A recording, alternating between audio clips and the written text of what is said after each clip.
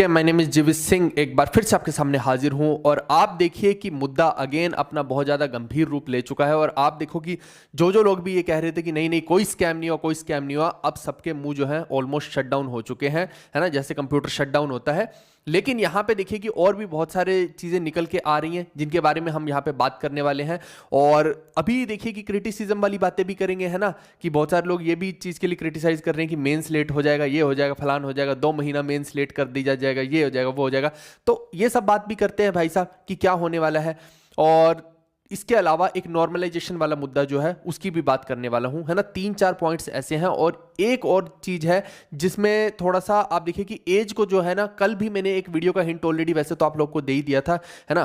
तो वो जो शाम को मैंने वीडियो बनाई थी जिसमें मिरर इमेज वाली थी, तो वो मैंने बाई चांस फोन से बना दी थी, है ना, टाइम की कमी थी। लेकिन आप देखिए कि उसके अंदर मैंने एक बहुत बड़ा हिंट आप लोग को ऑलरेडी दे दिया था डेट ऑफ बर्थ से रिलेटेड। और मैंने टेलीग्राम पे भी वो जो पूरी पूरी पीडीएफ जो है शेयर की थी ताकि आप लोग भी उस चीज को देख पाए। तो कुछ लोगों का ये बोलना था कि नहीं भाई साहब ये तो पीडीएफ ही गलत है ना। तो जबकि मैंने वो पूरी की पूरी जो निकाली है वो कहां से निकाली है, लिस्ट के अंदर से ही निकाली है। एंड कुछ का ये कहना था नहीं नहीं भाई साहब आप तो रहने दो, ये तो एक्स सर्विसमैन है या फिर ये तो कोटे वाले लोग हैं। लेकिन किसी ने अगर ध्यान से उस लिस्ट को देखा हो तो उसमें यूआर कैटेगरी के भी बहुत सारे लोग आपको देखने को मिलेंगे।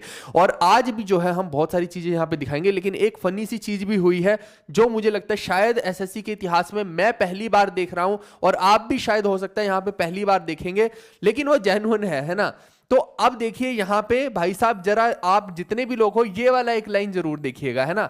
तो ये भाई साहब जो है इनकी डेट ऑफ बर्थ देखिए। इनकी डेट ऑफ बर्थ क्या है भाई साहब, जरा ध्यान से देखिए। इनकी डेट ऑफ बर्थ है 03/7/1966।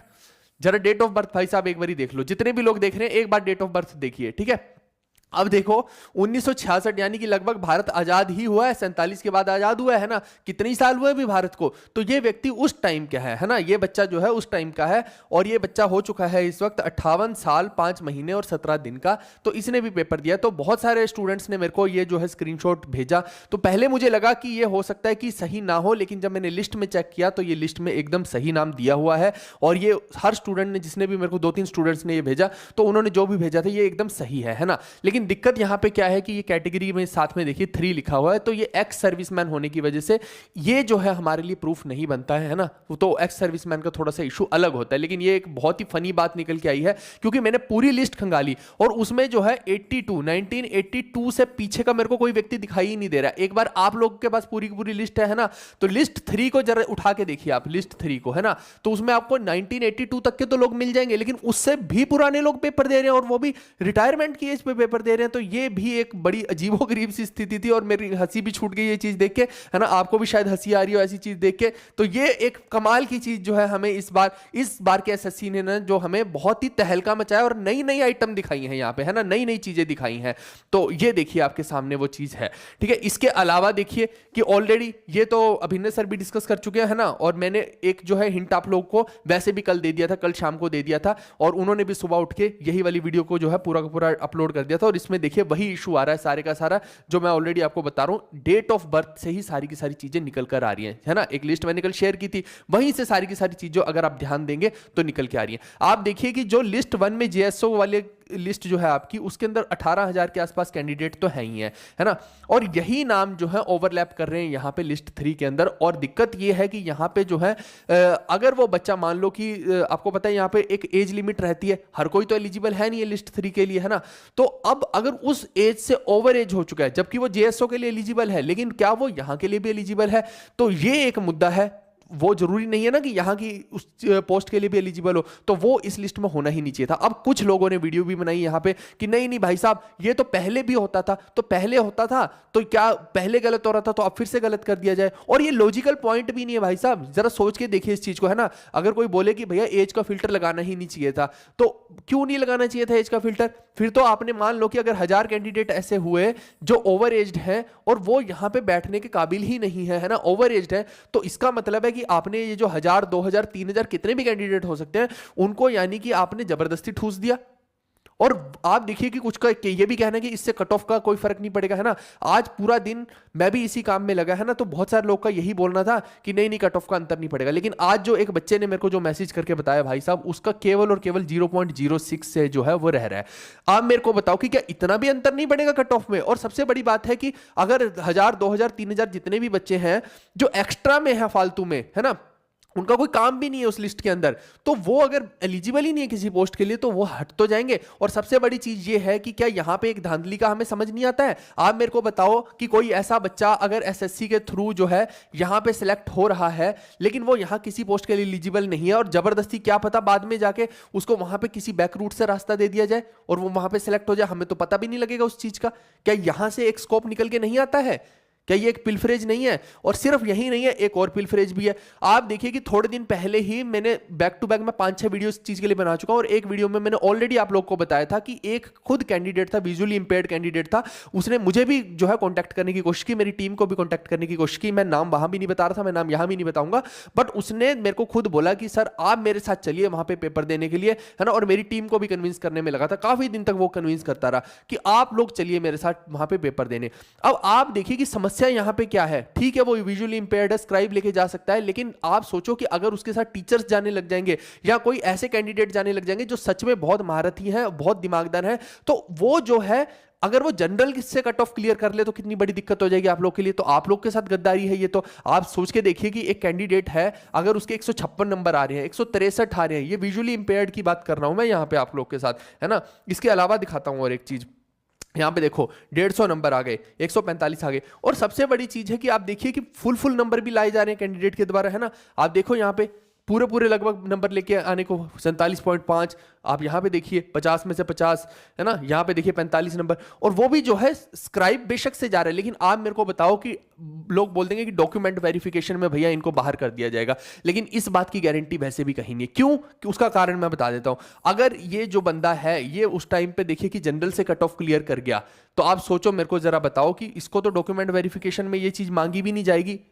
और ये जनरल से ही हो जाएगा सिलेक्ट। यही चीज पहले ओबीसी के साथ भी हो रही थी, है ना, हमने देखा था, तो और एससी एसटी में भी हो रही थी। लेकिन अब एसएससी ने वो रूल तो चेंज कर दिया कि अब आपका जो कैटेगरी है वहां पे जाके चेंज नहीं होगी, लेकिन यहां पे भी ये चीज जो है वैलिडेट होनी चाहिए थी। तो अगर ये डॉक्यूमेंट वेरिफिकेशन में जनरल से ही क्लियर हो गया भाई साहब, तो फिर तो गड़बड़ हो जाएगी। तो ऐसे फिर बहुत सारे कैंडिडेट निकल के आएंगे और जो अननेसेसरी की कट ऑफ को बढ़ाते रहेंगे, और जो जेन्युइन कैंडिडेट है वो यहां पे कभी सेलेक्ट ही नहीं हो पाएगा दोस्तों, ठीक है।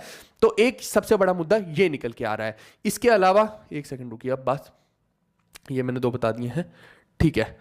एक चीज मैं और आप लोग को बताता हूं, नॉर्मलाइजेशन वाली। आप मेरे को बताओ, अभी मैंने जो है थोड़े दिन पहले एक नॉर्मलाइजेशन की वीडियो डाली थी, और वहां पे बहुत सारे लोग का ये कहना था कि नहीं नहीं ये डेटा गलत है, डेटा गलत है। उसमें बहुत सारा डेटा सही है ना। कोई इक्का दुक्का गलत हो सकता है, लेकिन बहुत सारा डेटा सही है। लेकिन उसमें उस वीडियो का भी मैं आपको बता देता हूं कि उस वीडियो में भी क्या इशू रहा है। क्यों जो है एक शिफ्ट के अंदर जो बच्चा है उसके सिर्फ 2 ही नंबर बढ़े और दूसरे के जो है 15-15 16-16 नंबर भी बढ़े।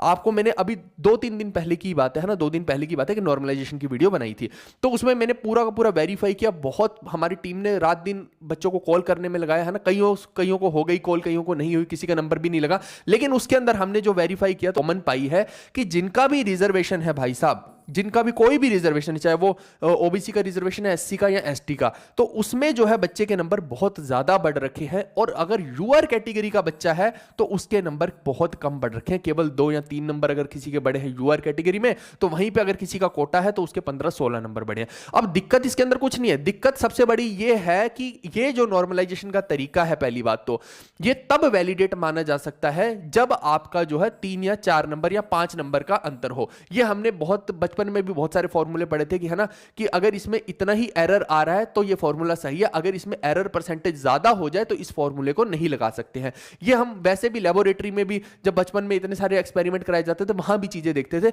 लेकिन यहां पे हाल ये हो गया है कि भैया 20-20, 22-22 नंबर जो है नॉर्मलाइजेशन के अंदर बढ़ रहे हैं।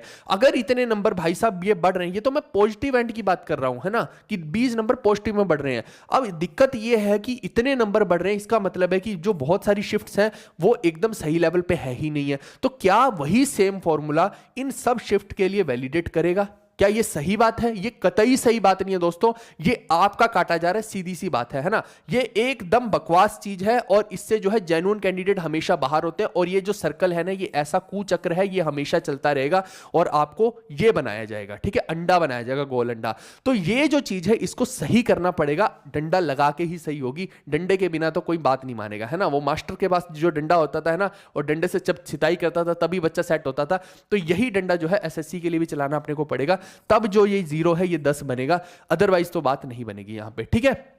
और ये जो है ये सारी के सारे एक जेन्युइन, बहुत सारे कैंडिडेट ऐसे हैं जिनके इश्यूज हैं, और बहुत सारे लोग हैं ना अपने भाइयों जैसे ही हैं। और देखो कि वो जब बोलते हैं, मैसेज करते हैं कि हमें प्लीज सपोर्ट कीजिए, हमने क्या गलती की है, और हमने खुद अपनी आंखों से भाई साहब ऐसे ऐसे कैंडिडेट देखे हैं जिनके आप देखिए कि पिछले सालों में, है ना, अभी की बात नहीं कर रहा हूं, पिछले सालों में 140-45 नंबर भी आने के बाद प्री के अंदर मेंस अगलों ने फोड़ दिया था, मेंस के अंदर इंस्पेक्टर बने ऐसे ऐसे लोग, है ना। जबकि आप देखिए कि एक बच्चा ऐसा अगर मेरे को अप्रोच कर रहा है कि मेरे 152.5 ही बने हैं और कट ऑफ अगर 153 जाती है, तो क्या ये 152.5 नंबर, 152.5 कह रहा हूं भाई साहब, कि इतने ज्यादा नंबर लेने वाला बच्चा क्या मेंस फोड़ नहीं सकता है? ये आपको किसने बोल दिया भाई साहब? ये तो फालतू की बात है। और हमने ऐसे भी पिछले 7-8 साल के अंदर बच्चे देखे जिनके प्री के अंदर 180-170 नंबर आए थे, लेकिन मेंस में कहीं दिखाई ही नहीं दिए, मेंस ही नहीं क्लियर हुआ उन लोगों का। ऐसे ऐसे बच्चे भी हम लोगों ने देखे हैं। तो यही तो फर्क है ना, कि जब हम शुरू से लेकर अंत तक चीजों को देखते हैं तो हमें जो है, जब डॉट्स को कनेक्ट करते हैं तो हमें पता लगता है कि बहुत सारी खामियां यहां पे रहेगी। केवल कोई उठ के मुंह उठा के ये बोल दे कि नहीं जी ये पहले जो है सेम ही होता था, अब भी सेम ही हो रहा है, तो ये कैसी सी अजीब सी बात होगी? पहले तुम्हारा शोषण हो रहा था, अब फिर से शोषण हो है। पहले जो है विमेन के साथ गलत होता था, आज फिर विमेन के साथ गलत कर दिया जाए, ये कैसी बात हुई, है ना। कि उसको नौकरी नहीं करने देंगे, घर पे बिठा के रखेंगे, मान लो, है पल्लू में ही रहेगी सारा दिन। नहीं जी ये पहले भी हो रहा था, अब भी यही होता रहेगा। तो ये कोई परंपरा बन गई है कि भाई साहब इसमें कमी है तो इसको ठीक नहीं किया जाएगा, है घाव हो गया तो उसके ऊपर पट्टी नहीं की जाएगी। नहीं नहीं, चलने दो, कोई दिक्कत नहीं है, जब सारा खून बाहर निकल जाएगा तब देखेंगे हम इसके बारे में। अभी क्या जरूरत है, अभी तो थोड़ा सा और आने दो बाहर, है इतना ही तो आया अभी, देख रहे हो आप। और ये तो बाई चांस भाई साहब इस बार एसएससी खुद अपने पैर पे कुल्हाड़ी मार चुकी है कि डेट ऑफ बर्थ लिख दी। अगर वो डेट ऑफ बर्थ ना लिखती तो सोचो कि क्या हाल होता, तो पता ही नहीं लग पाता इस स्कैम के बारे में। तो ये जो इश्यूज हैं, और सबसे बड़ी चीज तो है कि कुछ सेंटर्स ऐसे हैं जहां से हमने ऑलरेडी बोला था कि रेगुलर में लाइन से बच्चे हमें जो है सिलेक्ट होते नजर आ रहे हैं। शुरू से ही ये मुहिम यहां पे चली। फिर कट ऑफ का बताया कि नहीं नहीं भैया इतनी हाई कट ऑफ चली गई, लेकिन आधे लोगों को तो आज भी ये फुर्सत नहीं है, किताब ले लो, कोर्स ले लो। आधे लोग अभी भी नहीं इसमें टिक रहे हैं। तो 2-4 दिन अगर कोई टिक भी जाएगा भाई साहब और बच्चों को सपोर्ट कर भी देगा तो उसमें क्या गलत है। अब दूसरी बात रही कि कुछ लोग का ये कहना है कि मेंस जो है इसके अंदर लेट हो जाएगा। भाई तो मेंस लेट हो जाएगा तो मेंस का मैं बता दूं कि उसमें नॉर्मलाइजेशन होने वाली है। ये अभी मैंने इतना जो ज्ञान दिया है घंटाल की तरह, है पागल हैं हम जो इतना ज्ञान दे दिया तुम्हें। तो मेंस के अंदर क्या होने वाला बता दो जरा मेरे को। क्या मेंस एक ही दिन में करवा रही है एसएससी? तुम्हें पता है कि एक ही दिन में करवाएगी? और क्या होगा उसके अंदर तुम्हारे साथ फिर? और फिर रोता रोता आएगा बच्चा कि अरे मेरा आधे नंबर से रह गया, मैं आधे नंबर से टीए बनना रह गया, मैं आधे नंबर से इंस्पेक्टर बनना रह गया, तू लायक नहीं था इसलिए रह गया। फिर यही बोला जाएगा हर किसी को। क्योंकि यहां पे आप देखिए कि जब वो मुद्दा उठ रहा है उस चीज को होने से पहले प्रिवेंट किया जा रहा है, लेकिन वहां पे नहीं समझ आएगी, लेकिन जब वो चीज हो जाएगी तब रोते रोते आएंगे। और आज मेरे को खुद मैंने देखा है ना, पेरेंट्स जो है वो लिख रहे हैं, वो मैसेज हमें डाल रहे हैं कि मेरी बच्ची जो है वो एकदम से डिप्रेस हो चुकी है, वो कमरे से बाहर नहीं निकल रही है। ऐसे ऐसे मैसेज आ रहे हैं, मैं दिखाऊं अगर आपको तो भी। तो कितना वियर्ड लगता है यार ऐसी चीजें सुन के। और आप सोचो कि अगर ये चीज सही हो गई है ना रिजल्ट के अंदर, तो कितने ही वो ऐसे एस्पिरेंट है जिनको जो शौक में है अभी कि उनके साथ क्या हो गया, उनको एक मौका मिलेगा और हो सकता है वो बेहतरीन करके दिखाएं बाकी लोगों से और कहीं अच्छा निकल के आए। तो हम बाद में मिलवाएंगे भी ऐसे लोगों से। तो ये जो चीज हो रही है ये कोई नॉनसेंस फैलाने के लिए चीज नहीं हो रही है और ना ही किसी का टाइम वेस्ट करने के लिए हो रही है कि नहीं नहीं जी इससे जो है टियर 2 लेट हो जाएगा। अगर टियर 2 हो ही गया और उसके अंदर सब गड़बड़ ही हो गया, गुड़ गोबर ही करना है, तो फिर तो कभी भी करा लो, आज ही टियर 2 करा लो फिर तो। लेकिन पहली बात तो यह कि मैं कल भी मैंने यही चीज बोली थी कि जब पूरे देश में यह बोला जा रहा है कि हाँ 1 नेशन 1 इलेक्शन, हम पूरे देश में एक साथ इलेक्शन करवा सकते हैं, यानी कि हमारा भारत देश के अंदर बहुत कैपेसिटी है कि हम पूरे देश में इलेक्शन करवा सकते हैं, एक ही दिन करवा सकते हैं। तो जब ऐसा कर सकते हैं तो मेरे को यह बताया जाए कि यार 1.5-2 लाख कैंडिडेट का पेपर एक दिन में नहीं हो सकता है? क्या इतना ही मुश्किल है मेंस का पेपर करवाना कि इतने कम कैंडिडेट हैं और उनका भी पेपर हम नहीं करवा रहे? या तो आप यही बोल दीजिए कि भैया हमसे नहीं हो पा रहा, हम सिर्फ 1 ही लाख कैंडिडेट लेंगे और उनका एक ही दिन में पेपर करवा देंगे। आप बोल दीजिए फिर इस चीज को, हम भी एक्सेप्ट कर लेंगे कि हाँ ठीक है, एसएससी अब 1 ही लाख एस्पिरेंट को लेती है इसलिए कट ऑफ हाई चली गई। लेकिन आप देखिए कि इतने सारे एस्पिरेंट लेने के बाद भी इतनी हाई कट ऑफ जा रही है वहां पे, और इतना झोल जो हो रहा है इतने टाइम से आप लोग कर रहे थे बच्चों के साथ, वो तो दिखाई नहीं दिया किसी को, इसलिए कोई बोल नहीं पाया। जब 2017 में चीजें दिखाई दी थी तो सबने बोला, अब जब दिखाई दी तो अब देखिए कि आधे से ज्यादा बवंडर तो ऐसे हैं जो बोलते कुछ हुआ ही नहीं है। जब हुआ ही नहीं तो फिर ठीक है भाई साहब, फिर बैठ जाइए अपने घर के अंदर ही, मत आइए यहां पे बच्चों को बोलने, ऐसी बड़ी बड़ी दिलेरी वाली बातें करने मत आइए फिर। तो अजीबोगरीब सी स्थिति यहां पे है। यहां पे जो है चीजों को ठीक करना चाहिए। एक चीज और हमने सोची है यहां पे करने के लिए, आप देखिए कि एक ये मैंने गूगल फॉर्म बनाया है। ये गूगल फॉर्म के अंदर जो है, ये अभी जो मैंने बताया ना कि जो लिस्ट 1 में है जेएसओ को क्वालिफाई कर रहे हैं लेकिन वो ओवर एज हो चुके हैं और वो लिस्ट 3 के लिए जो है वैलिडेट ही नहीं करते हैं, तो ऐसे कुछ कैंडिडेट जरूर होंगे। तो इस गूगल फॉर्म का जो लिंक है मैं डिस्क्रिप्शन में दूंगा, इसको आप जरूर भरिएगा, ठीक है। तो होगा क्या कि कम से कम 2-4 बच्चे और हमें पता लगेंगे, क्योंकि ये चीज पता ही नहीं लगाई जा सकती ना ऐसे।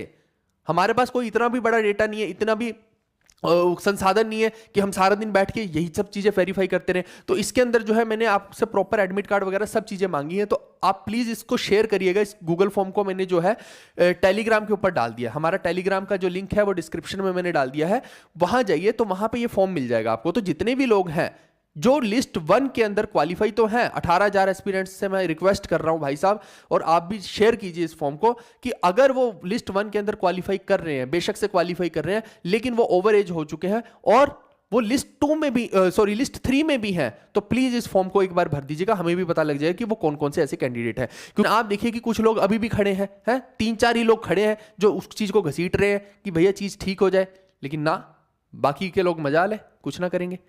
ठीक है, कोई बात नहीं, कोई दिक्कत नहीं है। हम लोग तो हमेशा, आप भी ध्यान रखिएगा इस चीज का, है ना, फ्यूचर के लिए आप लोग ध्यान रखिएगा इस चीज का कि आपकी सपोर्ट कौन कर रहे थे और कौन खड़े थे आप लोगों के साथ, इस चीज का फ्यूचर में ध्यान रखिएगा, है ना। ठीक है, कोई दिक्कत नहीं है, कोई ना आपको सपोर्ट करे, लेकिन एक वक्त ऐसा भी आता है ना, जब बाजी जो है पलटती है, तो ऐसा थोड़ी है कि जो बॉल है वो एक ही कोर्ट की तरफ रहेगी, बाजी पलटेगी भी जरूर, आपको भी पता है ना, वक्त एक जैसा तो रहता नहीं है जी।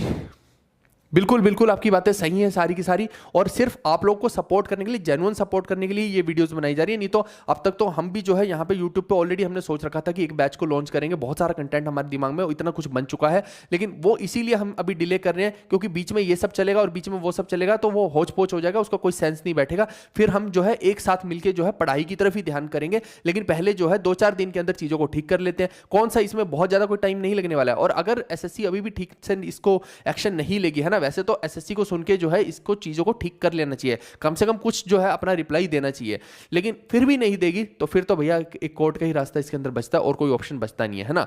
वैसे हर कोई वहां जाने से बचता है ना, कि कोर्ट की तरफ ना ही जाना पड़े, लेकिन स्टिल जो है अगर इसका कोई जवाब ही नहीं दिया जाएगा तो फिर और कोई ऑप्शन यहां पे बचेगा ही नहीं।